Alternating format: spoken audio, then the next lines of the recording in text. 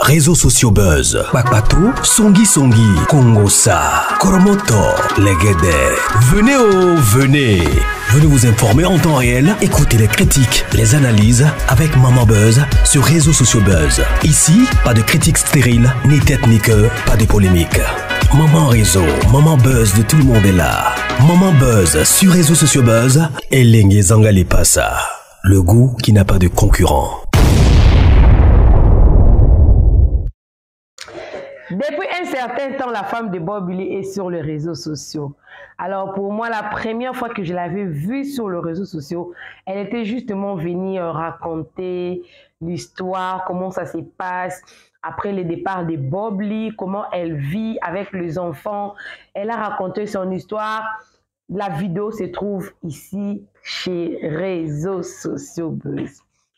Et après, elle a pris l'habitude, en tout cas, de faire de live sur TikTok, des lives. Et il y a eu un ex de Bob Lee qui s'est acharné sur elle. L'ex là l'a vraiment chargée. Elle a bien chargé la femme de Bob Lee. Et elle en a eu marre, elle est venue répondre. Et je pense que l'ex là ne parle même plus, elle s'appelle Jessica et tout. Et la femme de Bob Lee, tellement qu'elle habite aux États-Unis, nous sommes pendant la période de DV Lottery, le Green Card américain, le jeu de Green Card américain, ça se joue déjà. Et la femme de Bob Lee a pris l'engagement, en tout cas, de jouer. Pour tout cela qui veut jouer au DV, elle était prête, en tout cas, à aider. Comme j'avais dit tantôt que les réseaux sociaux, quand vous entrez, vous pensez que vous allez sortir. C'est très difficile de sortir sur les réseaux sociaux. Elle a pris l'habitude, elle a pris le goût et je comprends que c'est une manière pour elle de se sentir bien. Et dans cette vidéo ici, la femme de Bob Lee a essayé un peu d'entrer dans son intimité avec Bob Lee. Elle a raconté comment est-ce qu'elle avait eu son visa pour les États-Unis, elle avait eu son premier fils, comment est-ce qu'elle vivait son histoire d'amour avec Bob Lee. Cette histoire-là, ça avait vraiment capté mon esprit. Ça m'avait fait du bien que cette femme cherche à immortaliser son mari et cherche un peu à enlever l'équivoque là que plusieurs personnes avaient sur Bob Lee, montrant au monde entier la vraie personne de Bob Lee en dehors des réseaux sociaux. Et cette histoire m'avait beaucoup touchée. Alors la vidéo commence par la partie où elle est en train de répondre aux gens qui sont en train de se plaindre qu'elle ne répond pas aux gens dans son téléphone parce qu'elle avait pris l'engagement en tout cas d'aider, elle donnait le numéro et tout. Et il y avait beaucoup de personnes qui se plaignaient, donc elle ne répondait pas. Elle était en train d'expliquer, non, je réponds toujours, même un inconnu, je réponds toujours. Peut-être toi, tu as un faux numéro, tu cherches des problèmes. Elle a raconté, et jusqu'à ce qu'elle est arrivée sur ce point-là, elle avait pris beaucoup de temps pour nous raconter cette histoire-là.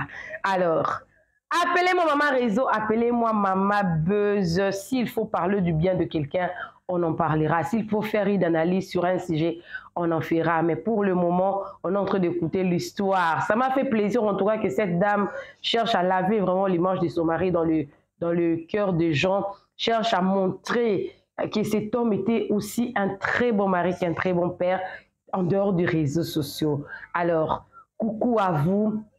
Tu es nouveau sur ma chaîne, n'hésite pas à t'abonner, clique la cloche de notification, aime la vidéo, commente et surtout partage la vidéo. Moi aussi, je suis avec vous la vidéo et on se retrouve à la fin seulement pour conclure. Suivez. Pour la loterie là, quand c'est surtout pour la loterie, je réponds aux gens. Je réponds même aux gens promptement. Ça veut dire je ne laisse pas les messages rester des jours comme si je n'ai pas vu. Elle est vieille, elle écrit ça là, comme si elle me connaît, on a parlé et puis je sais pas ce que j'aime faire. Ah ouais. On souffre aussi, hein. C'est pas facile. Hein. C'est pas facile. Hein. Et puis elle se fâche. Que je pense qu'elle n'a rien à faire. Je regarde son profil. Alors que son profil ne se montre même pas ici. Et c'est pas mon numéro. Elle sait très bien que ça là, c'est pas mon numéro. C'est pas mon numéro.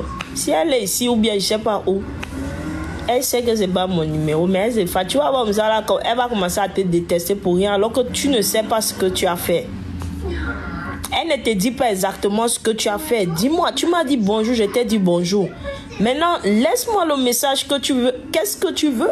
Bon, quand elle a dit bonjour, là, moi j'ai répondu. Elle ne m'a plus dit ce qu'elle veut. Je viens juste trouver les messages comme ça, là, plein.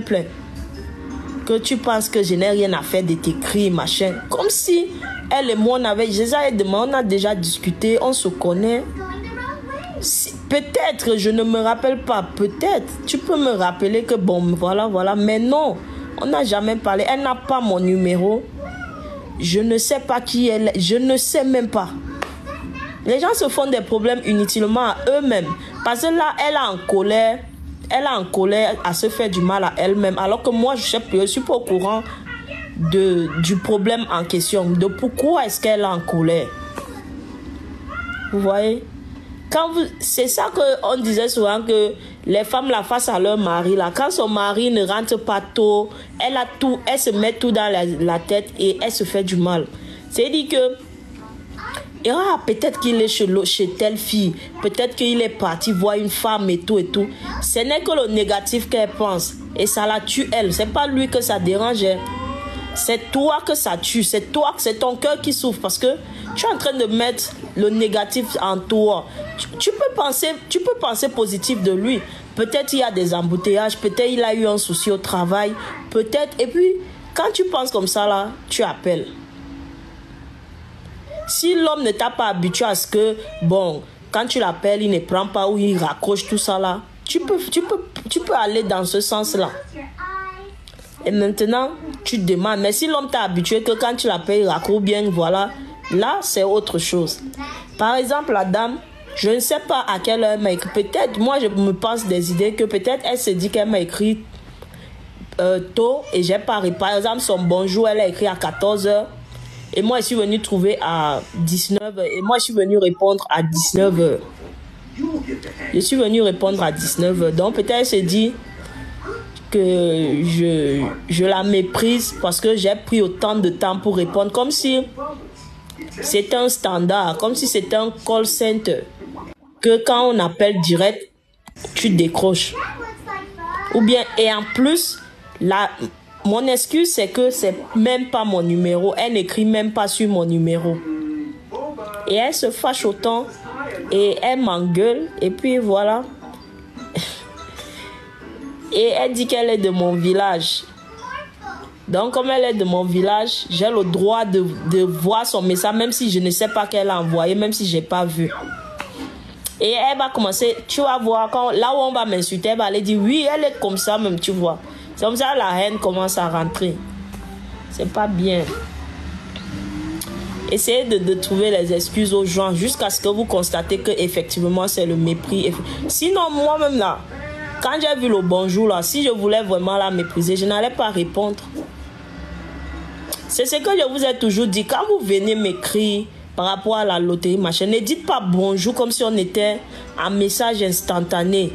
Je ne sais pas si vous me comprenez. Ne dites pas bonjour et puis vous attendez qu'elle réponde parce qu'on n'est pas en message instantané. Écrivez tout votre message. Bonjour Mireille, s'il te plaît, je viens parce que je voudrais que tu me donnes le lien de tant. Je comprends directement votre message et je réponds. Mais quand vous venez, vous mettez coucou et puis vous partez. Est-ce que je suis en instantané avec vous? Et souvent, c'est des gens avec qui je ne suis même pas. Ça veut dire on n'est pas mutuellement amis. Ça va souvent dans les spams. Donc je suis obligé d'aller dans les spams, les messages spam sur Messenger pour voir leurs messages. Je peux même vous montrer en direct. Et puis ils vont penser que non, tu les méprises ou bien quelque chose. Moi, je ne méprise jamais les gens. Je considère tout le monde jusqu'à ce que toi-même tu me manques de respect. C'est comme ça que je fais. Je te considère toujours parce que nous sommes pareils. Jusqu'à ce que tu me manques de respect, je constate que bon, toi et moi, on peut pas discuter, on peut pas fonctionner ensemble.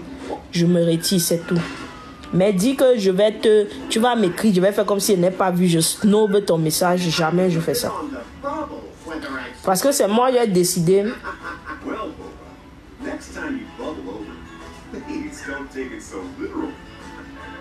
Parce que c'est moi j'ai décidé parler de la loterie aux gens.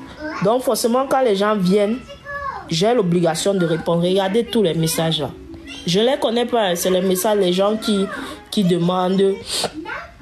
Les gens qui demandent le lien, les trucs comme ça, les trucs comme ça. Vous voyez?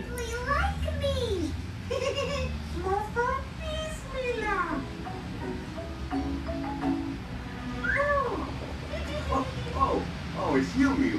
I didn't see you come down. That's because I'm still up here.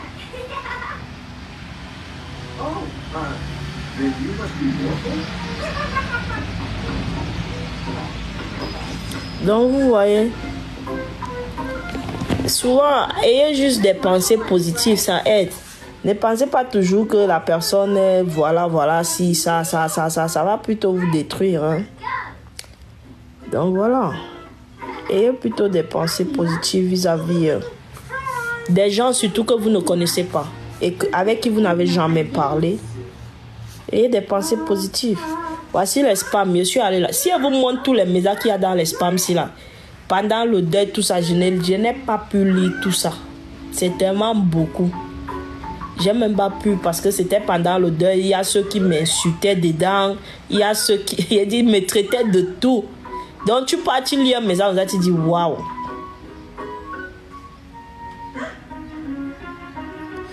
Voilà. Voilà les gens qui envoient un message pour le lien. Quand j'aurai le temps, comme j'ai vu là-bas, je vais partir prendre le lien, je leur donne ça tranquillement. C'est à travers ça que je me suis rendu compte que beaucoup de personnes ne sont pas informées. Sont sur l'internet mais ne s'informent pas véritablement de ce qui peut les aider en fait. Ils s'informent sur les trucs inutiles. Parce que moi, il n'y avait même pas encore l'internet que je connaissais la loterie américaine. Hein. Il n'y avait même pas encore l'internet. J'étais encore toute petite quand la première personne que je connaissais, une relation m'a parlé de ça. J'étais encore en première. J'étais en première ou seconde? Seconde ou première? Que la personne m'a dit, j'ai eu la loterie, je pars aux États-Unis avec mes enfants. Je ne poste pas le lien. C'est toi qui me dis pourquoi je ne poste pas le lien. Je ne poste pas. Si tu veux le lien, va prendre où tu peux prendre. Pourquoi tu ne postes pas le lien? Je ne poste pas. Donc, c'est que les gens ne savent. Donc, ce que je fais déjà même là, c'est petit. Pour que toi, tu viennes me... Il y a une dame même qui m'a demandé que pourquoi tu fais même les vidéos par rapport à ça. Du genre, je ne dois même pas informer les gens. En tant que ça, on me paye pour faire ça.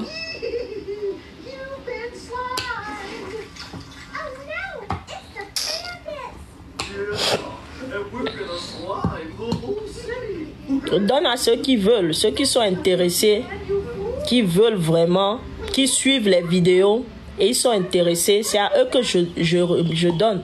Je ne refuse à personne. Je ne juge pas pour donner.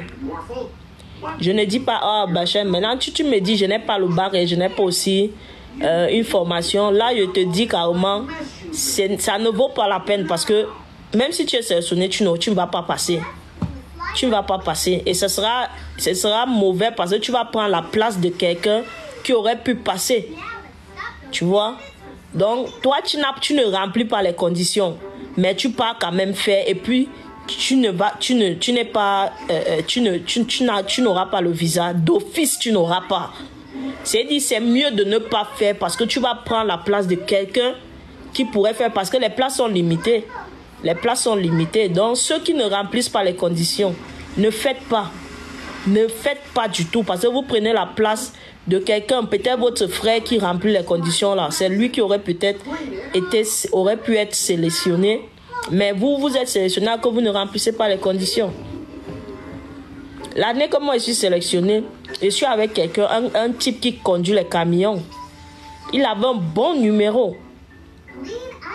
Il a été sélectionné, mais il ne remplissait pas les conditions. Il n'avait pas le passeport, il a joué sans passeport.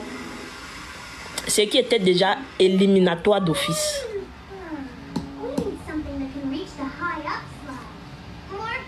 Okay, Kenzo, I got you now. Donc, il n'avait pas de passeport et il n'a pas de passeport. L'erreur qu'il fait encore, il met le numéro un numéro fictif. Un numéro qui n'est pas vraiment un numéro. C'est-à-dire, tu n'as pas le passeport, c'est mieux de dire encore, ouais, j'ai pas le passeport, peut-être le consul. Tu peux lui donner une raison que peut-être il va comprendre. Mais lui, il n'a pas le passeport et puis il met un numéro qui n'a rien à voir avec un passeport. Ça veut dire, peut-être ça va m'aller tomber sur le numéro de passeport de quelqu'un d'autre. Voilà déjà un mensonge. En plus, il n'a pas le bac. Il était conducteur de camion. Je pense que ça passe. Mais je ne sais pas s'il avait le diplôme.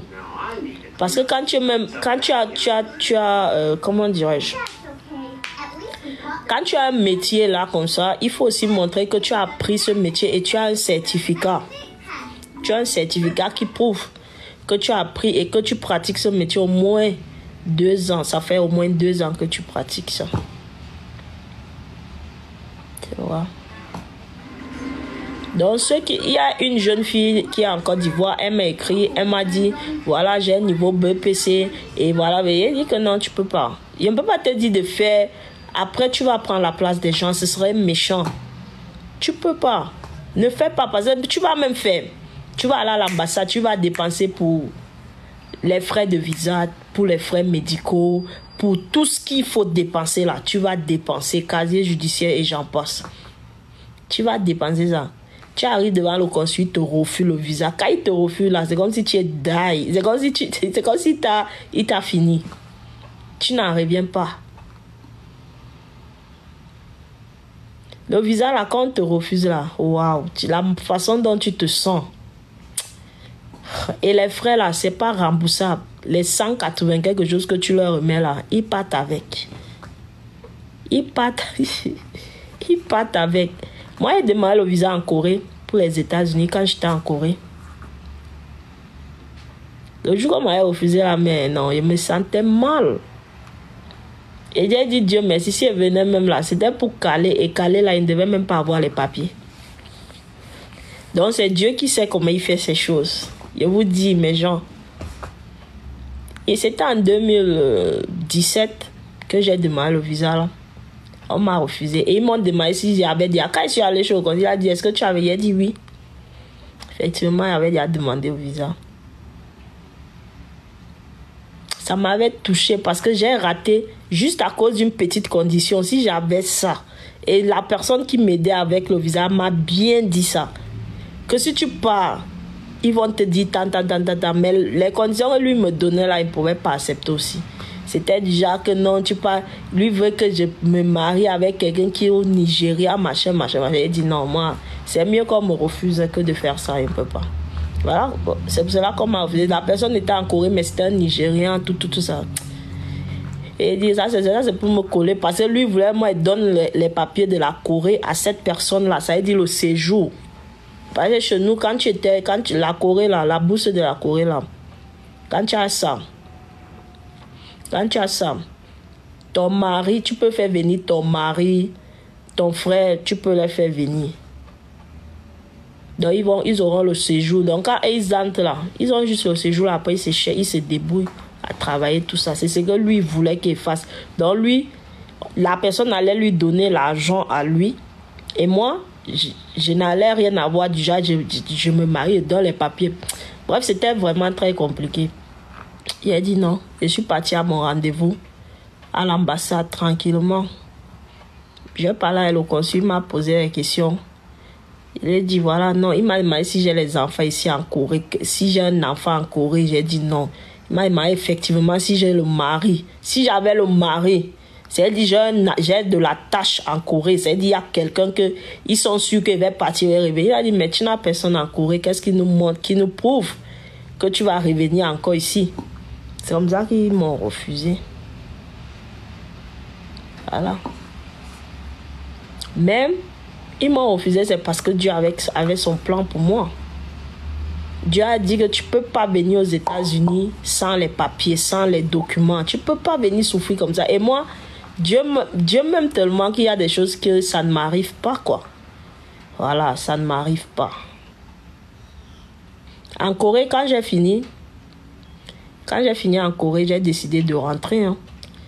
J'étais enceinte, c'est vrai, mais si c'était quelqu'un d'autre, la personne allait rester parce que beaucoup me demandaient de rester. Même Papa Naël et moi, on s'est assis, on a parlé. Il était là parce qu'on a quitté la Corée le même jour. Lui, il a quitté la Corée pour rentrer aux États-Unis. Moi, j'ai quitté pour partir au Cameroun. On a quitté le même jour. Donc, lui m'a accompagné à mon... Parce que lui, c'était dans un autre aéroport. Il m'a laissé et après, il est parti. On a parlé. Il dit que tu vas rester. Il dit, moi, ici en Corée, là, tu es enceinte, tu es seul, machin. Je vais rester ici. Je vais faire quoi? Je ne peux pas rester ici. Au pays, quand il dit à mes gens, mes amis, mes trucs, tout ça, là, que je rentre, on me dit, mais même les assiettes, tu peux laver, non, reste là-bas, le pays est dur, machin, tout.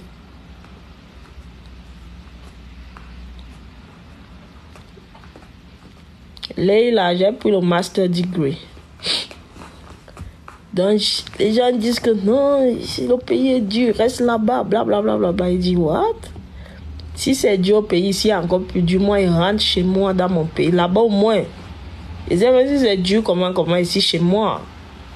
Il ne peut pas quand même manquer à manger. Voilà. Je connais beaucoup de gens, on peut m'aider ici, je peux faire, voilà. J'ai réfléchi comme ça. Lui et moi, ça, si on a dit, ok, d'accord. Unanimement, je suis rentrée. Que je suis enceinte, je vais aller attendre, je vais accoucher là-bas et tout.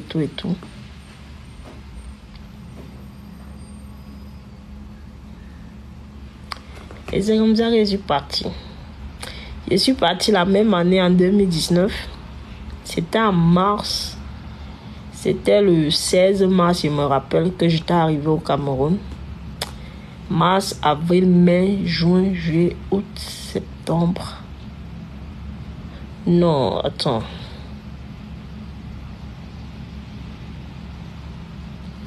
Mars 2019.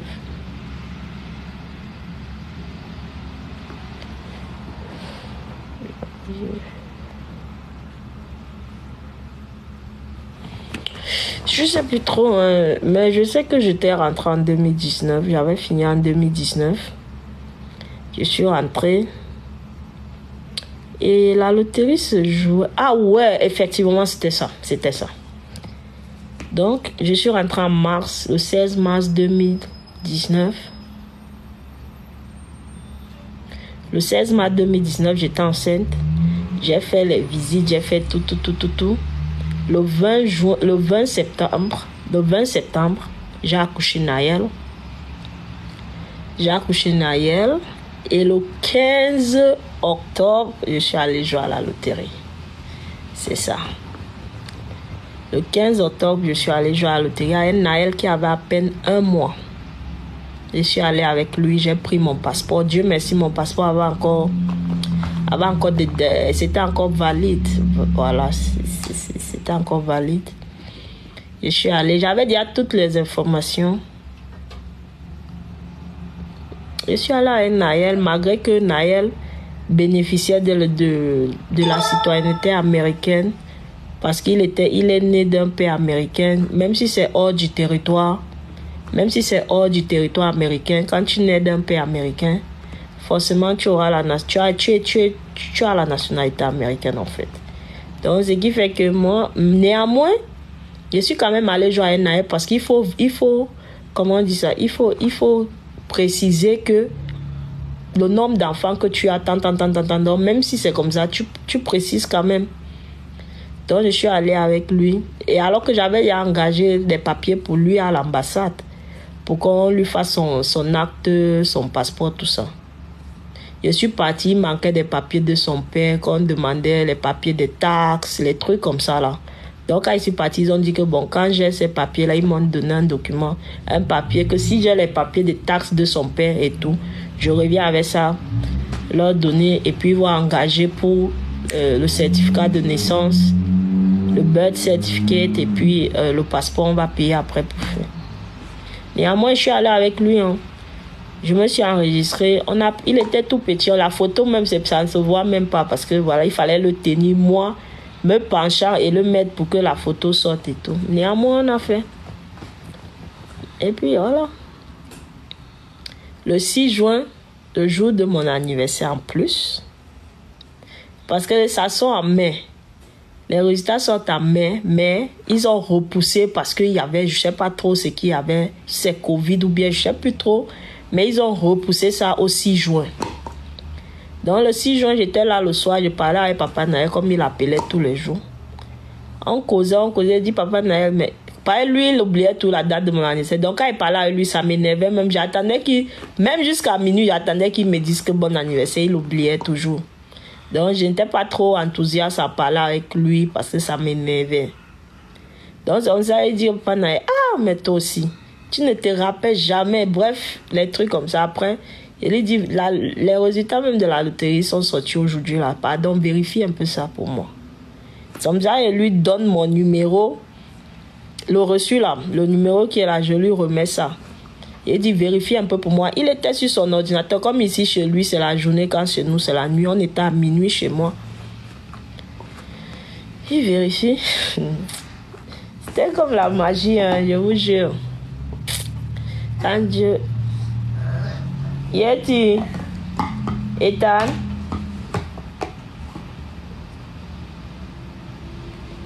il vérifie. Il me dit que, il me demande que quand tu as passé là, quand tu as été sélectionné, qu'est-ce qu'on dit? Il dit, mais quand tu as été sélectionné, on dit clairement que tu as été sélectionné de façon aléatoire. Il précise hein, que tu as été sélectionné de façon aléatoire. Voilà. Et voilà ton truc. Ils te disent tout, que ça ce n'est pas le visa. Et voilà, ils t'expliquent tout, la suite, ce que tu dois faire, blablabla. Donc, quand il me dit ça, il me dit, tu as été sélectionné pour la première étape. C'est ce que lui, il me dit. Il dit, mais première étape, tu mens. Je lui dis, c'est pas vrai. Il me dit, je te dis, attends, il va t'envoyer ça dans ton email. Il dit, j'ai été sélectionné. Et pareil, il regarde d'abord, il fait, Je dis, mais papa, il y a quoi? Il dit, non, rien. Et il dit, non, rien. Il dit, mais c'est quoi? J'ai pas passé, j'ai pas eu. Parce que moi, quand tu joues à ça, tu t'attends à au négatif. C'est tellement surnaturel souvent. C'est comme si c'est faux. Donc souvent, tu te dis, bon, tu ne mets pas trop le positif pour dire, mais même si tu rates, bon, ça va, tu vois. Tu ne mets pas trop ton espoir dessus. En fait, c'est ce que je veux dire. Donc, quand il lui disait de vérifier, pour moi, c'était d'une façon banale. Et pendant il vérifie un peu. Comme, j'ai joué, mais vérifie quand même. C'était comme ça. Et il vérifie. Il dit que tu as été sélectionné pour la première étape. Il fait d'abord les manières. Machin. Il dit, ah, il y a quoi? C'est quoi? Donc, si il a raté, moi, je comprends. J'ai mis ça dans ma tête. Je suis préparé, en fait. Il dit, non... Tu as été sélectionné pour la première étape. Il dit non, tu mens. Bon, lui et moi, c'était la famille. Donc, il pourrait lui dire tu mens. Il dit non, tu mens. Il dit attends. Il me dit attends. Il fait ces trucs. Après, il m'envoie ça par email. Je vois. Oh my God. Je vois. Il dit quoi? C'était la nuit. Il ne pouvait pas crier. Il dit Dieu m'a donné mon cadeau d'anniversaire. C'est ce qu'il commence à lui dire. Que Dieu m'a donné mon cadeau d'anniversaire. Mon Dieu, j'ai été sélectionné. Même si cette première étape là, moi j'étais déjà content, alors qu'il n'y a pas que première étape. Le problème c'est que, parce que les gens qui étaient sélectionnés, tout ça, on ne maîtrisait pas trop. Donc, c'est comme ça quand il dit première étape, il dit même si c'est première étape là, je suis content déjà et tout. Il ne pouvait pas crier, c'était la nuit, je dormais avec mon fils, il dormait à côté. Donc j'ai seulement dit, j'ai prié, j'ai dit à Dieu merci parce que c'était comme un cadeau d'anniversaire qu'il venait de m'envoyer en fait. Et puis j'ai dormi. Le matin, je me suis réveillée, j'ai dit aux gens de la maison, tout ça. Et j'ai dit aux gens de la maison, tout ça. Après, j'ai dit comme c'est la première étape, il faut que je me rapproche de ceux qui ont déjà eu ou qui maîtrisent un peu la chose. C'est comme ça qu'il a commencé à demander. Mais il ne disait pas que c'est moi, hein. Donc, quand il demandait, il disait qu'il y a un de mes petits, lui aussi, il a eu même après, l'année d'après. Il est ici maintenant. J'étais arrivé vers lui, elle dit que mais mon petit, tu m'avais dit que ta femme avait eu, mais elle n'a pas pu voyager parce que son numéro, tout ça. Il me dit oui. Il dit mais quand tu as ça même, tu fais comment? J'ai la copine, la copine de mon cousin aussi avait eu. Donc elle lui dit j'ai la copine de mon cousin là qui a eu ça. Elle veut savoir un peu comment ça se passe, tout ça. C'est comme ça qu'il me dit que non, voilà, bon, lui-même, il ne maîtrise pas quand sa femme a eu. Après, elle n'a pas pu voyager parce que son numéro, elle avait un grand numéro. Elle n'a pas pu voyager. C'est comme ça, moi, donc, j'ai dit, ok, bon, c'est pas grave, je vais aller me renseigner ailleurs. Baby, quand papa, viens. Oh, let's go.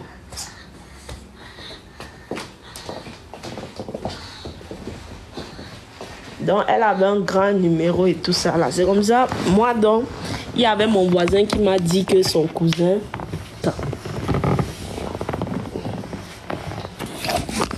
Mon voisin m'avait dit que son cousin...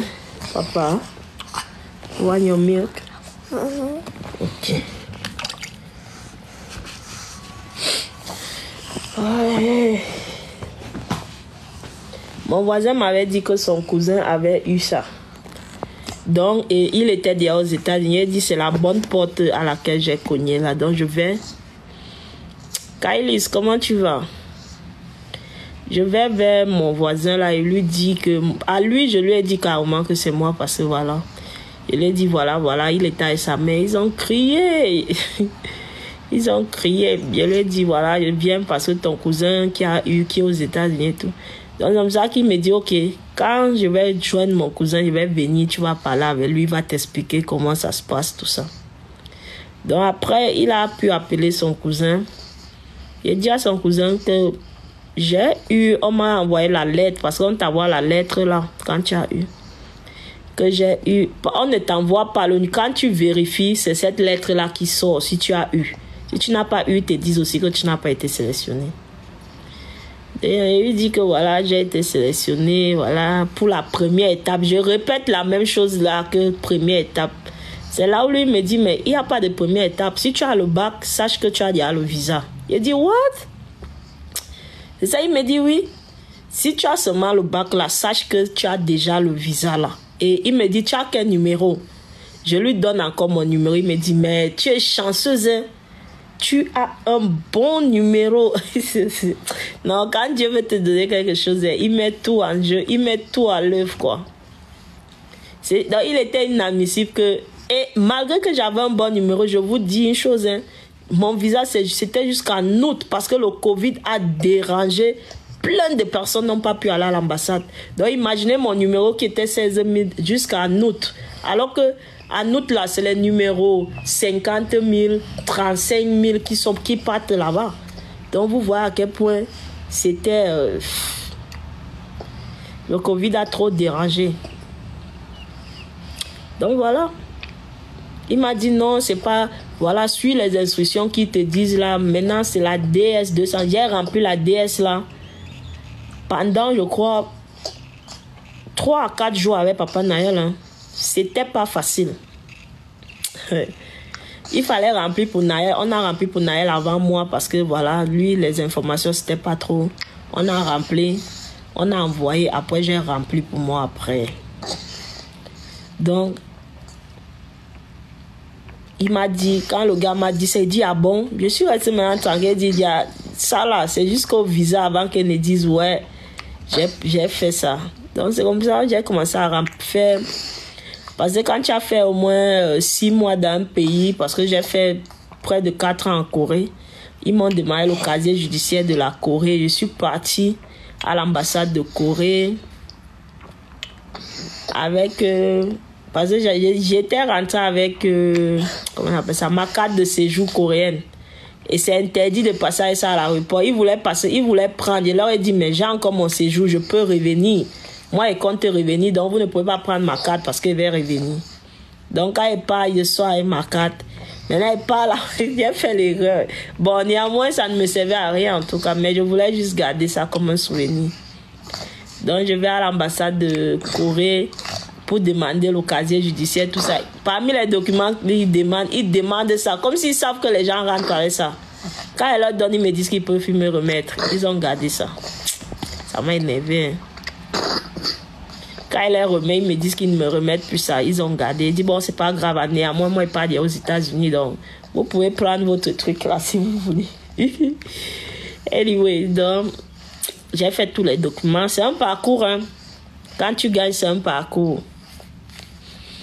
Il y a les dépenses, surtout quand tu es avec la famille. Dieu merci, moi, j'étais qu'avec Nayel. Il y a les familles de 7 personnes, 5 personnes. Vous imaginez les dépenses qu'il faut faire. Imaginez, vous faites même encore les dépenses, vous arrivez devant le consul, on vous dit qu'on ne vous donne pas. Moi, le jour que j'ai parti à l'interview, mon interview était à 8 heures. Mon interview était à 8 heures. Je me suis réveillée avec Naël à 5. Naël et moi étions debout à 5 heures. Se laver, blablabla. Pap. 6h30, j'étais en route. Je suis arrivé là-bas vers 7h, quelque chose. Il y a pris, chez nous, on dit des dépôts là. Donc, ça te dépose direct. Ils ne ramassent pas les gens en route, tout ça. C'est parti. Je me suis aligné. On a dit, vous mettez les diplômes ici, blablabla. Et puis voilà. Je suis arrivé devant le consul. À mon tour, on appelle mon numéro. Je pars. Il me demande mon nom. Je donne mon nom. Il demande le nom de Nayel. Je donne le nom de Nayel. Il voit mon casier judiciaire. Il me dit, tu étais en Corée? Je dis oui. Après, il me dit que, où est le père de l'enfant là? Il dit, ben, le père de l'enfant, il est aux États-Unis. Il me dit, ok. Il regarde mon bac, il tourne. Parce que j'avais fait un truc quand il partait en Corée. Il fallait certifier mes documents. Donc, je suis à l'ambassade de Corée. Eux, ils mettent le cachet sur les photocopies. Ils ont mis le cachet sur mon bac, même sur le diplôme même. Mais leur cachet, c'est pas comme pour nous là. C'est des cachets petits comme ça là, je sais pas. Donc, ils mettent devant et l'autre se met derrière. Donc, c'est des cachets pas comme pour nous en tout cas. Donc, c'est pas vraiment visible, mais quand même, c'est sur le diplôme. Donc, j'avais cette crainte-là. Donc, la veille, je suis d'abord allé plastifier mon diplôme pour que ça... Enfin, j'avais trop peur parce qu'il me disait, il va me dire que le diplôme est faux. Même s'il disait, il dit que il doute du diplôme, il va pas te dire, il te refuse parce que ton diplôme, parce qu'il ne sait pas il ne connaît pas l'authenticité du diplôme. Donc, s'il doute de ton diplôme, il va te dire d'aller à l'office du bac. Donc, aller à l'office du bac, aller prendre une confirmation que ton diplôme effectivement a été sorti de là, que c'est un diplôme authentique. Donc, il te met en attente. Et l'attente là, ils peuvent te mettre en attente jusqu'à ce que tu arrives au jour qu'on ferme tous les trucs et tu as perdu. Donc, c'est souvent mieux de ne pas faire qu'on te mette en attente. Ils appellent ça... J'ai oublié le nom. Donc, faites tout pour qu'on ne vous mette jamais en attente. Allez avec tous les documents précis et bien, tous les documents possibles. Pour que s'ils disent que où est tel document, tu sors. Tu ne dis même pas que c'est à la maison. Non, vous partez avec tout. Moi, là, on ne demande pas les... Mais ce que tu mets sur quand on s'inscrit, là, il y a des gens qui mettent licence, non. Il y a des gens qui mettent master, tout ça, là. Donc moi, j'avais mis master. Donc il faut quand même venir avec la preuve que tu as effectivement un master et tout ça et tout. Et sur la DS, tu peux mettre tous les autres documents tous les autres diplômes que tu as. C'est-à-dire le truc de langue coréenne, tout ça là, j'ai mis ça. Donc quand tu mets ça, tu pars avec, il va pas te demander, mais pas avec on ne sait jamais. Il peut te demander, on ne sait jamais. Même comment on dit là, le truc c'est là. Autorisation parentale. Ceux qui partent avec leurs enfants, que les pères sont au pays là, partez avec l'autorisation parentale. Même s'ils ne vous demandent pas, allez-y avec. Il y a des gens à qui on demande et il y a des gens à qui on ne demande pas. Donc le cas de l'un n'est pas le cas de l'autre. Donc mettez toutes les chances de votre côté pour que si on vous demande, vous avez ça. Moi, j'ai demandé à Papa Naël de me fournir ça, mais il a cherché partout, il n'a pas pu. Il n'a rien vu de tel, il n'a pas vu un document qui parlait de ça. Donc il m'a dit qu'il ne voit pas. Et j'ai laissé, il a dit que bon, s'il demande, je vais leur dire que tu es là-bas. Et si ils doutent, ils vont demander ton numéro et ils vont t'appeler. Je crois que c'est simple. Mais néanmoins, comme j'avais déjà un dossier de Naël à l'ambassade, donc tout sort. Dès qu'il tape, tout sort. Comme ça qu'il a regardé mon bac, il tournait, il regardait, j'étais devant lui. Après, il a pris le papier jaune. Le papier jaune, ça veut dire que tu as le visa. La joie, quand il s'est sorti, il criait. La première personne qu'il a appelée, c'est le père de Naël. Oh, il était content, mal. J'ai filmé ça, il a envoyé. Il était content. Ouais. Mimi Macron, comment tu vas? Quand le papillon jaune là, on te dit, viens prendre. Parce que j'étais passé un lundi, non? Il te dit de venir prendre le visa un vendredi. C'est comme ça que le vendredi, je suis venu encore avec mon fils Naël. Jamais l'un sans l'autre. Naël et moi au pays. C'était jamais l'un sans l'autre. Même quand il n'est pas payé quelque chose, les gens me disaient, mais il n'y a personne chez toi pour laisser l'enfant ici. J'ai dit non, c'est mon porte-monnaie. Jamais sans mon Naël. Jamais sans mon Naël. Ce qui fait que toujours on était ensemble. Toujours on était ensemble. Et c'est comme ça, ils m'ont donné, je suis allé pour mon visa, j'ai gardé ça. Papa Naël cherchait les billets d'avion fatigué. Il a d'abord payé un billet là. Turquie Airlines, il a dit que mon frère, mon expérience de premier avion de ma vie, c'était Turquie. Je suis parti là-bas là. Je suis arrivé à Istanbul. Merci Tata Aline. Je suis arrivé à Istanbul. J'avais fait terriblement. Merci ma tata. On m'a ri. J'ai dit non. Et en plus la nourriture qu'ils m'ont donné là, ça m'a fait mal au ventre. Dans l'avion, il fait qu'à l'autre toilette. J'avais mal au ventre. Merci ma tata Adja. J'avais mal au ventre. Donc, je lui ai dit que pardon, je suis là, je ne veux pas. C'est comme ça qu'il est parti, il a changé. Il m'a donc dit que comme tu ne veux pas Turquie, là, le billet ce sera loin en septembre là-bas parce qu'il voulait payer en août. Il a dit oui, je préfère attendre. Comme ça, il a attendu jusqu'au début août, début septembre pour partir. Il y a un qui a dit ici que moi, j'ai la grâce de Dieu, je vous jure, hein, si je vous raconte mes histoires de ma vie, vous n'allez pas croire. Dieu là, Dieu a sa main sur moi, Dieu m'aime tellement. Une très belle histoire, une très belle expérience, un parcours de champion. Elle essaie d'immortaliser en tout cas son chéri et elle essaie en tout cas d'aider. Ce n'est pas donné à tout le monde de penser que d'encourager les gens de jouer à CG, vu les avantages se trouvent aux États-Unis par rapport à CG là. Et non seulement, moi je connais une personne sur TikTok qui en parle, mais qui exige assez que tu payes pour qu'elle puisse jouer pour toi. Mais avec la femme de Bob Lee, elle les fait gratuitement et elle aide aussi. C'est très encourageant, surtout pour une maman qui a 2 petits-enfants, mais qui s'est engagée à aider les autres. C'est quelque chose à encourager. Voilà pourquoi moi aussi, je ramène des choses ici pour vous montrer que la bonté du cœur, vous n'avez pas besoin de faire de grandes choses pour montrer que vous êtes bon à l'intérieur. Même de petites choses, d'offrir à quelqu'un une opportunité, une chance en tout cas, de partir aux États-Unis. Même si c'est grâce à votre toile que vous allez être sélectionné. Mais le fait qu'une personne s'engage à dire que non, je veux jouer pour toi, c'est déjà la volonté d'aider de personnes comme ça. Et je sais que si vous réussissez et que vous ne connaissez pas le procédure, la femme de Bob Lee était déjà en train de bien expliquer ça. Et je pense que ça sera bien. Alors, appelez-moi Maman Réseau, appelez-moi Maman Buzz. Tu es nouveau sur ma chaîne. N'hésite pas à t'abonner, clique la cloche de notification. Aimez la vidéo, commentez, surtout partagez. On se retrouve prochainement dans une nouvelle vidéo. Que Dieu vous bénisse. Bisous, bisous. Bye!